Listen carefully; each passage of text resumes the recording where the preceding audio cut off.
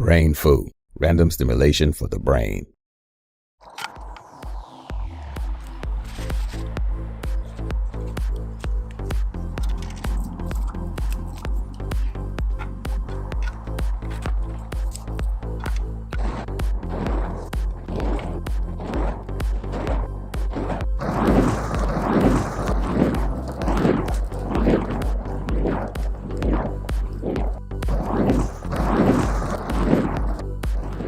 In this project, I'm going to show you how to make a winter warmer.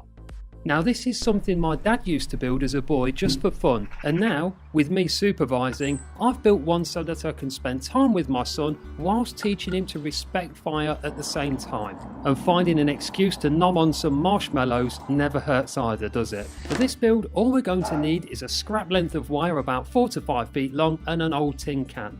With the contents either eaten or stored for later, go ahead and get rid of the label. You can even save that for some kindling later on if you want to. Now that's done, it's time to make some handle holes. If you haven't got a drill, take a large nail like this 6-incher, and it may pay to wrap a cloth or something around the head just to protect the hands a bit. Now we're going to carefully drive the nail through the can for handle number 1, just underneath the metal rim at the top.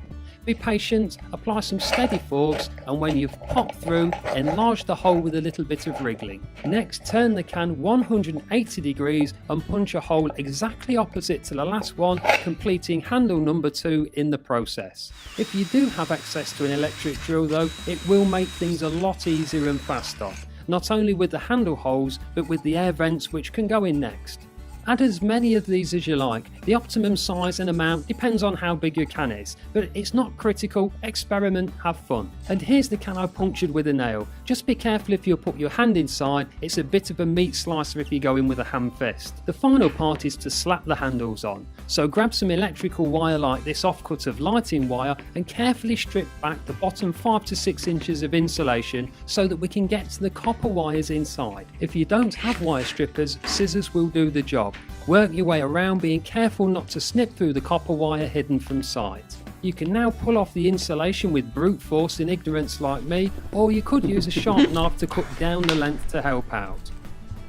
Either way, you're going to be left with the copper wire core, so twine it together a bit until we have something like this.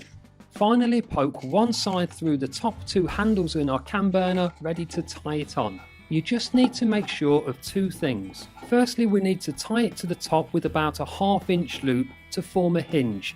Don't tie it tightly, and I'll show you why in a moment. Secondly, wrap the remaining wire firmly onto itself so it can't come undone and fly off. And using a set of pliers is always a good idea, just to crimp things up really tight. High speed, red hot flaming tin cans smashing someone in the face is always considered poor form. And there you go, your winter warmer is now ready for action. The length of the handle will depend on how tall you are, but if you can hold it like this without the can clattering on the floor when you swing it, it's about right. And if you place it on the floor, the large loops we created where the handles connect to the can should allow it to sit upright while we load it with wood or cook marshmallows. Now swinging the can will really get the fire roaring, but if you've never done this before, practice the start and stop bit without anything actually in the can. Build up your winter warmer with plenty of small dry kindling, and if anything is slightly damp, a damn good swing should help stoke up the fire, dry things out and keep it going once you've got some good embers. In no time at all you'll be hot enough to cook up some campfire marshmallows without the trouble of actually building the campfire.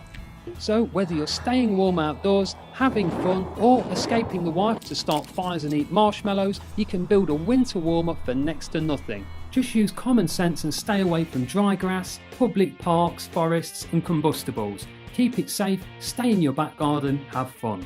Well, that brings this project to a close until next time, so please hit the like button, share with a friend or subscribe for more stuff like this in the future.